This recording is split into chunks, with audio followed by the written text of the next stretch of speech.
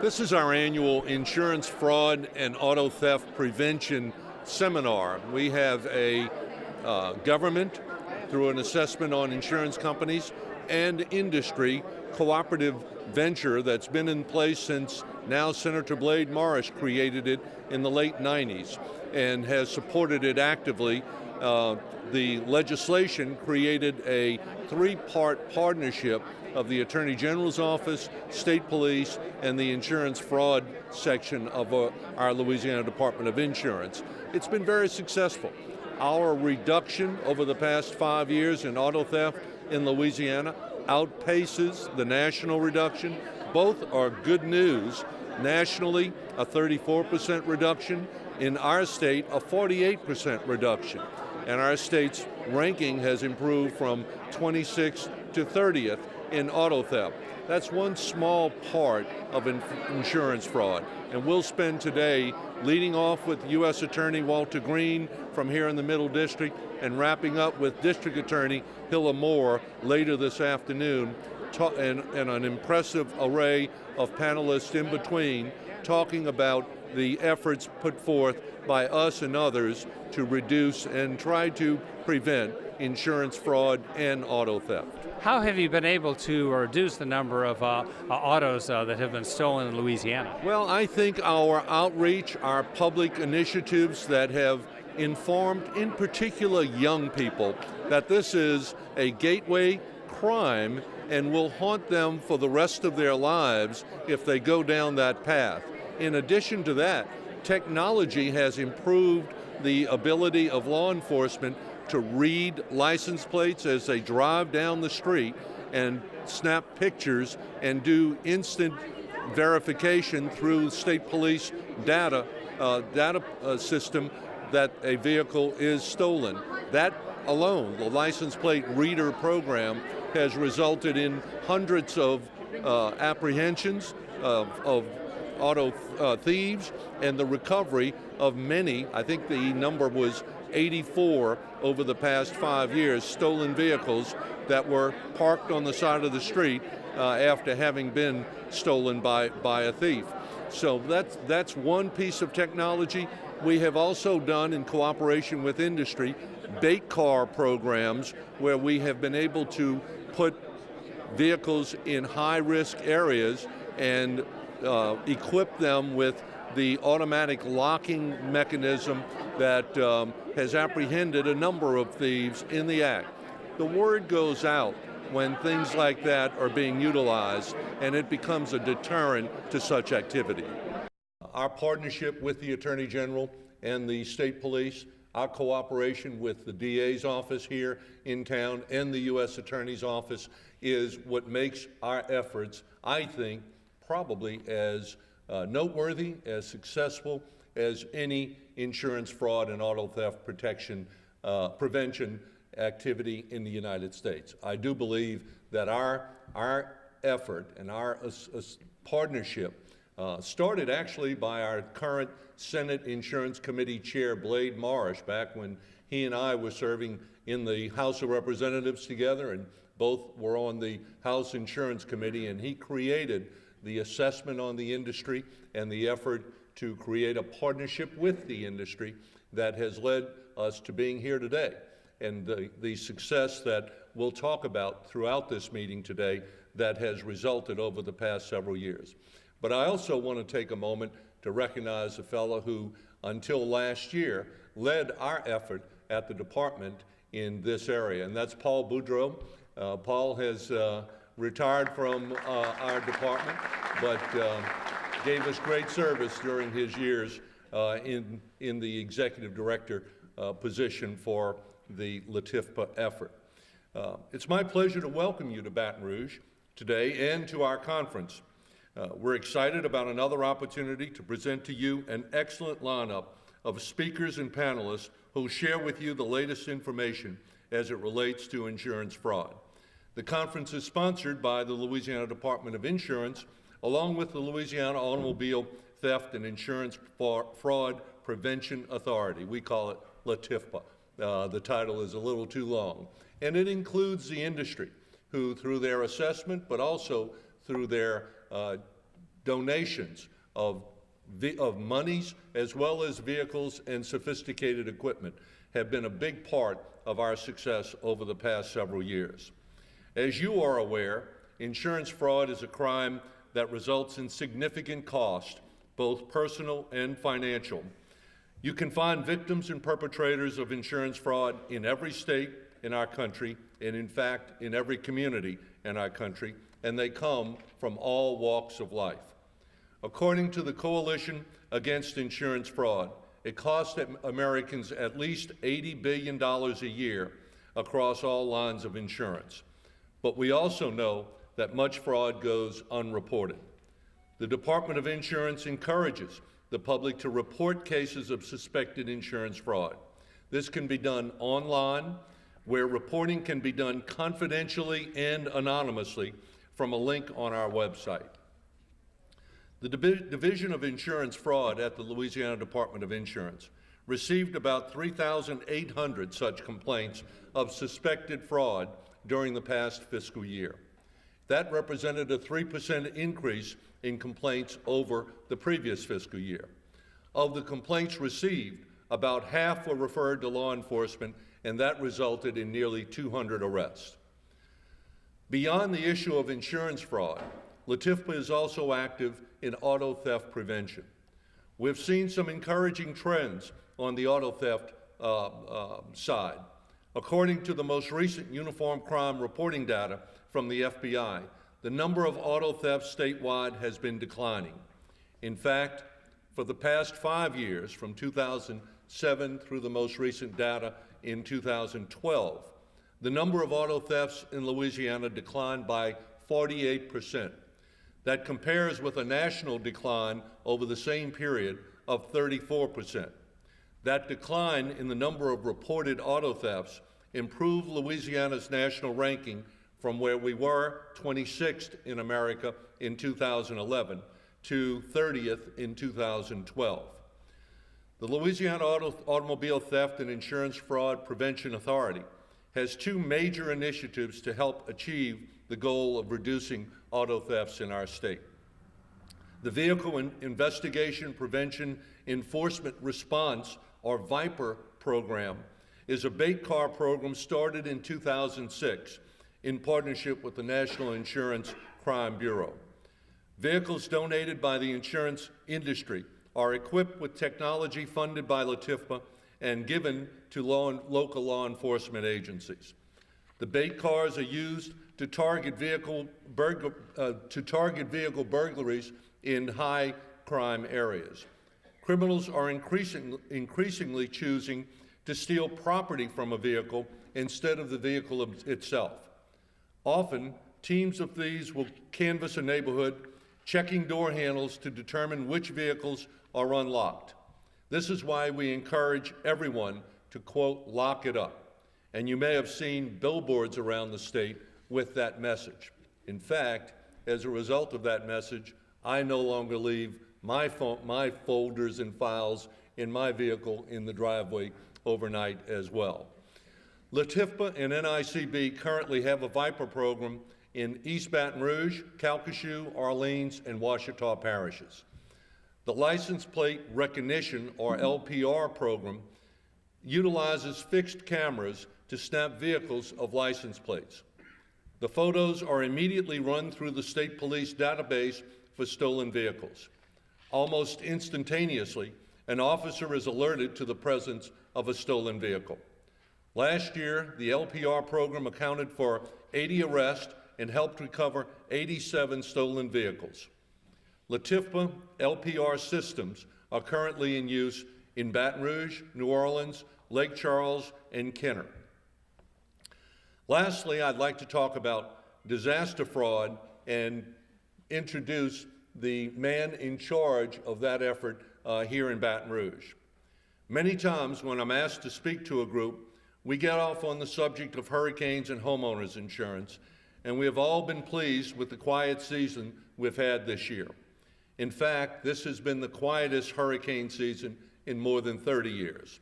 Just yesterday, though, I was watching the most recent Atlantic hurricane as it did significant damage to my friends in the U.S. Virgin Islands and Puerto Rico and headed toward Bermuda with winds projected to reach 140 miles per hour. So we can be very thankful for the blessing we've had in the form of another quiet season, as we had the year before as well. And that is particularly good news in the area of disaster fraud. Disaster fraud is one area we're much too familiar with, having experienced more than our share of disasters from hurricanes over the years, as well as spring flooding and occasional hailstorms. With such disasters come the perpetrators of fraud, in particular contractor fraud. Disaster fraud is the central topic of our keynote speaker, our United States Attorney for the Middle District, Mr. Walter Green. Of course, we're here to speak about the National Center for Disaster Fraud, and many people don't even realize it's here. And to be quite honest, it's a gem to have it in Baton Rouge. Usually when you have a National Center for Disaster Fraud or something of this sort, it's in Washington, D.C., or it's in L.A., or it's in New York City. But here, located in Johnson Hall aboard LSU, this is where all the fraud complaints from the major agencies come in from across the nation. We receive hundreds of calls a week, and what I want to do is just give you an idea of what the NCDF is about, the type of volume of cases we do, and hopefully I'm here to drum up some business. After we talk about the NCDF for a little while, I'm going to try to talk about the role of the U.S. Attorney's Office, because a lot of people don't know exactly what we do. Bill Root knows, Rudy Babin knows who's here, but I get to go and I get to see people across the district here, where we have about 1 million citizens in my district. And the first question I always get is, how do you like working for Buddy Caldwell? And I like Buddy, but I don't work for Buddy. I work for Eric Holder, the Attorney General of the United States. So this is what it is. Of course, everyone remembers Hurricane Katrina and the large devastation that we had. I certainly don't need to tell anybody that about here. But Attorney General Gonzalez came down to New Orleans very shortly after the hurricane, toured the detention center, came back up to Baton Rouge, and what happened was many of the federal agencies from DHS, HHS, FBI, of course, got displaced, as many of the citizens did in New Orleans. And what many of them did, they wound up in Baton Rouge, and LSU gave us spaces aboard Johnson Hall. And what this led to is very shortly after the money was coming out, as everyone remembers, there was a lot of fraud, waste, and abuse. There were fraudulent complaints, there was waste of benefits. And what the idea was at the time was to take this money from FEMA and to push it out. There wasn't a lot of fact checking done. It was just, hey, you applied, you're basically going to get the money. And unfortunately, some people took advantage of our system.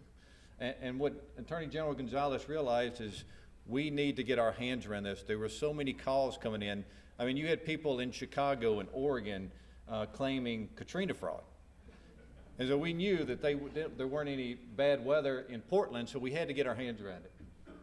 What happened was that everyone came together, all the agencies basically across the federal government, all the alphabet soup, came together and they gave us resources and people and computer systems to help do an intake for all the Katrina fraud that came about. That's how it was born.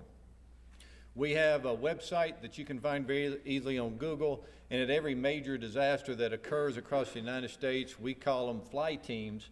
We send people out to educate not only the agencies, the state agencies and the federal agencies, but even the U.S. Attorney's offices. Because generally, U.S. Attorney's offices are not prepared for a major disaster.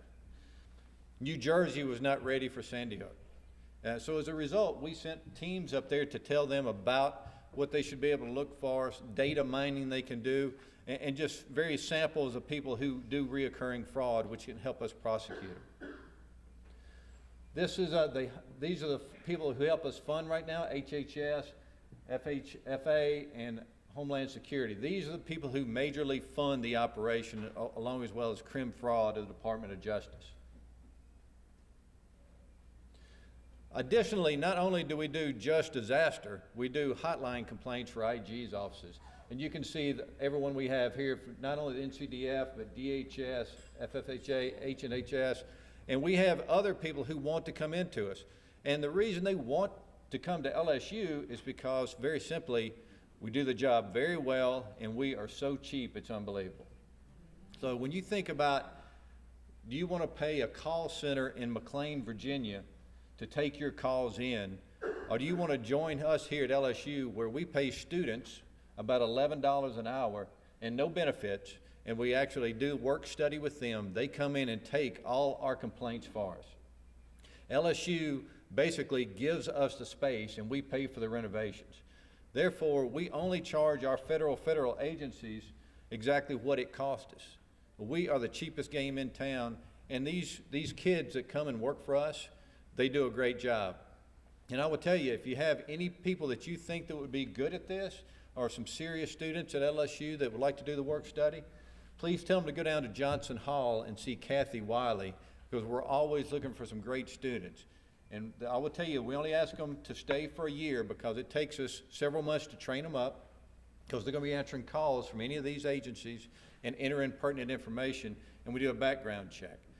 And they're also eligible for raises every year. We give them raises simply just on making good grades. So it's great for us, it's great for the federal government, we save a lot of money, and it's great for the kids.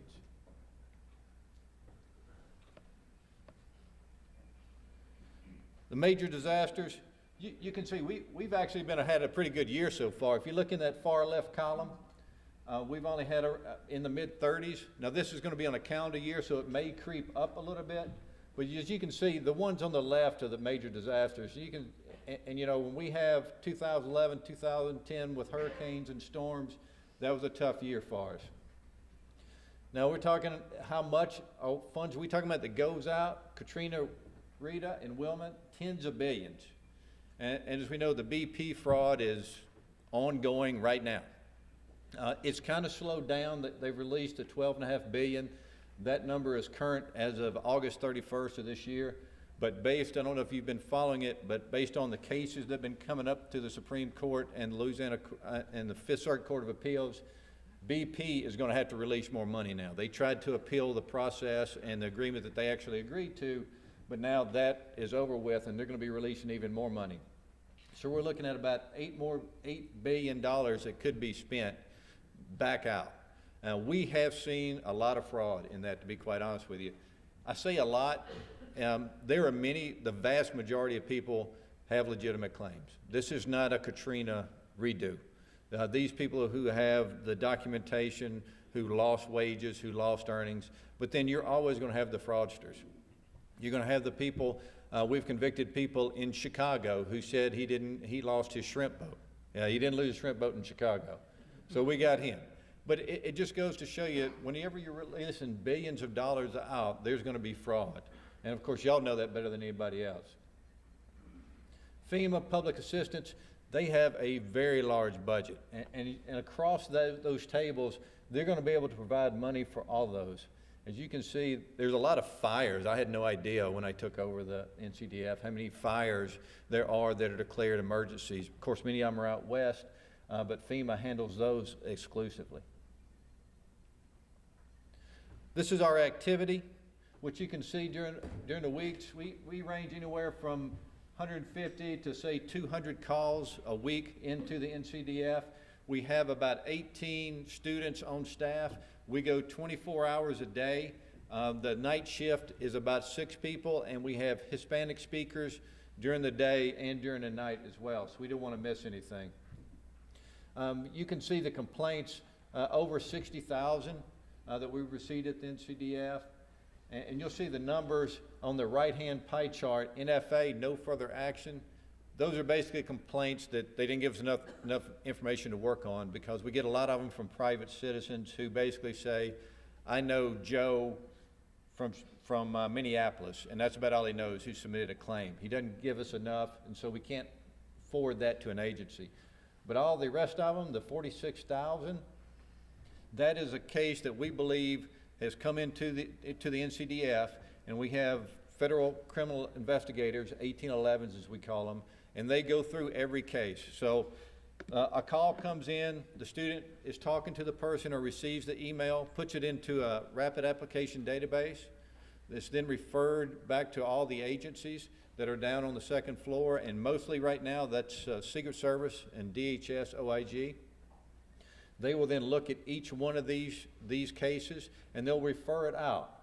So when a case comes in from New York, it'll come into Baton Rouge to the National Call Center, and then we'll forward it out to the New York field office, depending on who that is.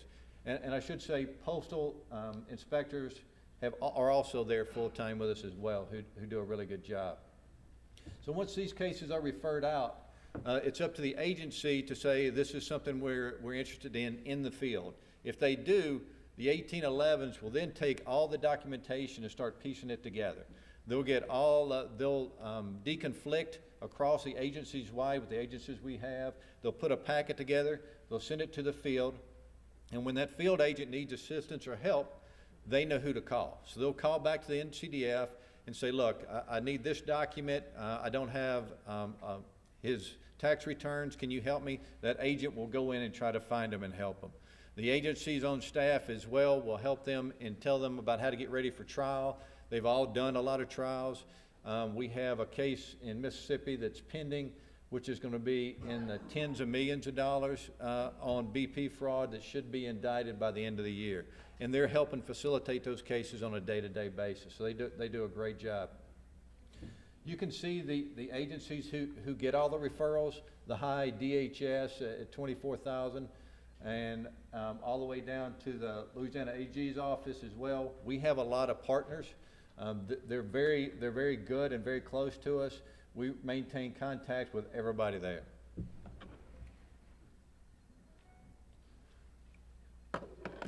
I should get one of y'all to talk about fraud schemes. Y'all know them probably better than I do, but what do? They put in a claim for lost rent. They never lived there. They put in for a lost boat that they never had, or they may say I lost sales on my shrimp boat or in my hotel that they never owned or were never there. It's a typical fraud. The public corruption, sometimes we get people who are contractors for FEMA that we can go back and charge, who are taking bribes or payouts, as well as city officials who overstate their loss, mainly to FEMA, and the FBI gets involved in those as well. Most of these cases are not giant cases money-wise. They will range anywhere from a few thousand to tens of thousands. And to be frank, many U.S. attorneys' offices around the country will not take a case with a loss of $10,000. So what we do is we interface with the state attorney general's office. I was just dealing with the state attorney general in New Jersey yesterday. The DA in Monmouth County is taking the lead on many of these cases, and he's prosecuting every one that the U.S. Attorney's Office in New Jersey can't take because of the volume. So far, Monmouth and Sandy has 300 cases they have open and they're actively prosecuting. That they've been referred many more, and many of those have come through the NCDF. As far as Hurricane Sandy, I think we've learned a great lesson from Hurricane Katrina and Wilma and Rita. The federal government is not pouring the money into Sandy. There's been an article in New York Times a couple of weeks ago being critical of the federal government for not pushing the money out as quickly, and Governor Cuomo in New York for not pushing out the money as quickly, as well as the mayor's office in New York City, but it's because no one wants a repeat of Katrina.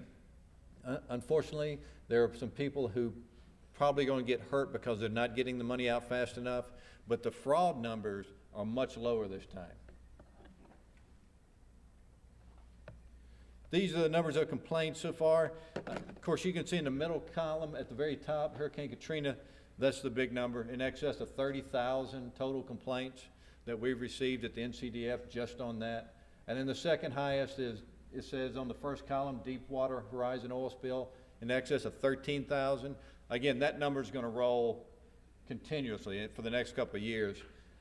Hurricane Katrina, we still get complaints for that. We're still taking cases in. Many of them we can't go after criminally because, of course, prescription issues, but we can go after them civilly. So we can go back and sue them civilly and retake their money.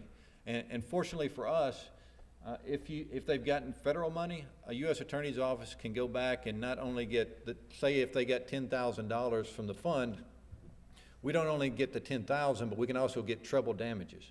So we can get $30,000 back for someone who takes any money from a federal program.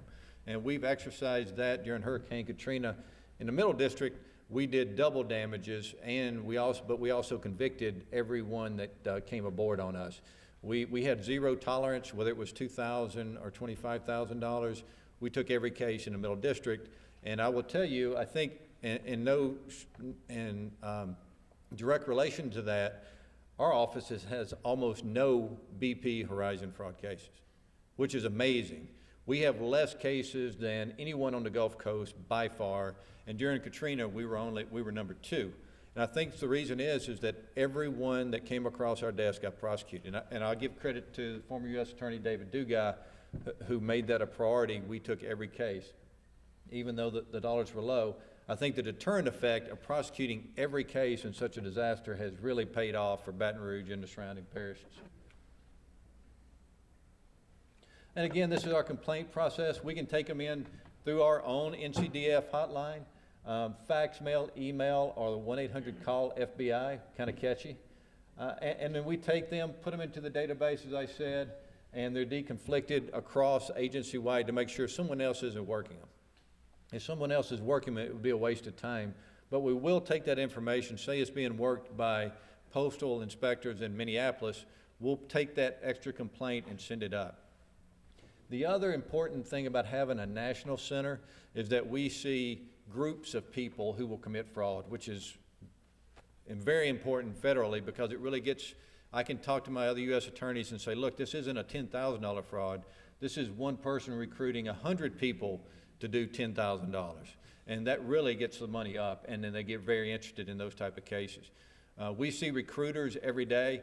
We see the same Social Security numbers.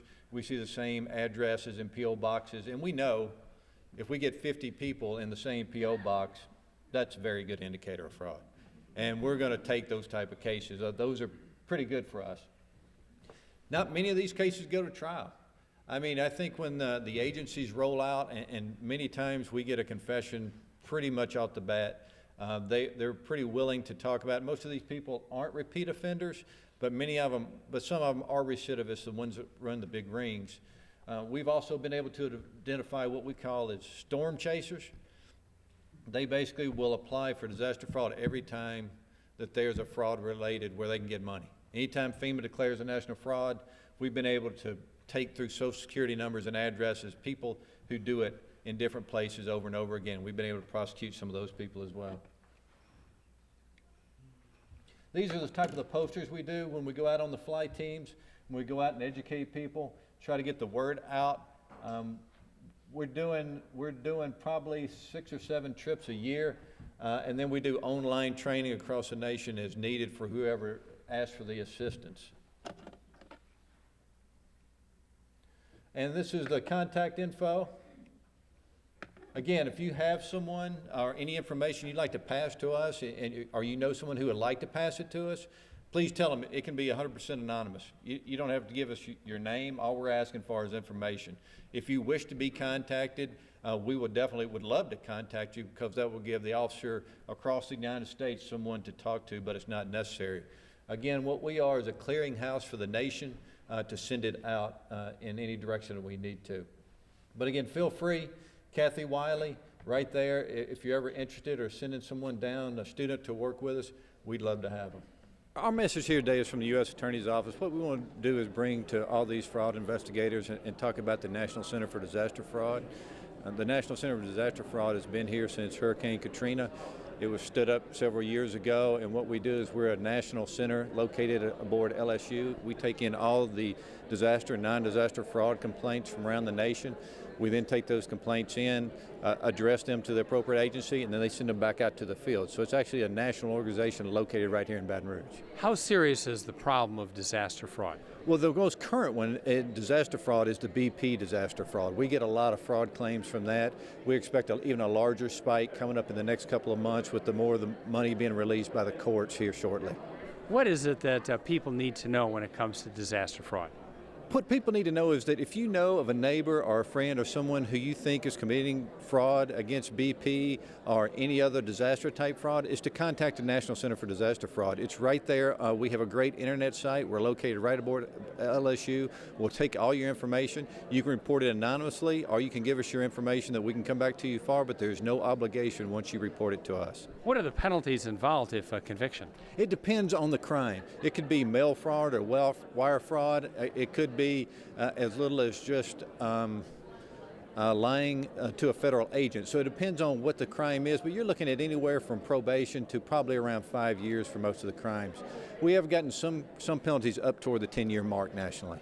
If people have questions like more information, what should they do? They should contact the National Center for Disaster Fraud, again at LSU, or they can contact my office at 225-389-0443. Just how serious is the problem of fraud in Louisiana, and what does that cost the average person? It's huge, and it cost us about $900 per family per year, auto fraud. Now, auto fraud is much bigger than auto theft.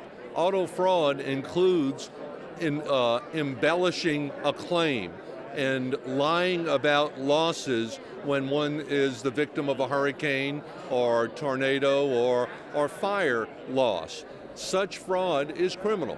It's very hard to pick up on, but when it is picked up, our team of the Attorney General, the State Police, and our fraud unit prosecute. We do that all the time. About 200 prosecutions last year were performed by our team, by our partnership with State Police and the Attorney General.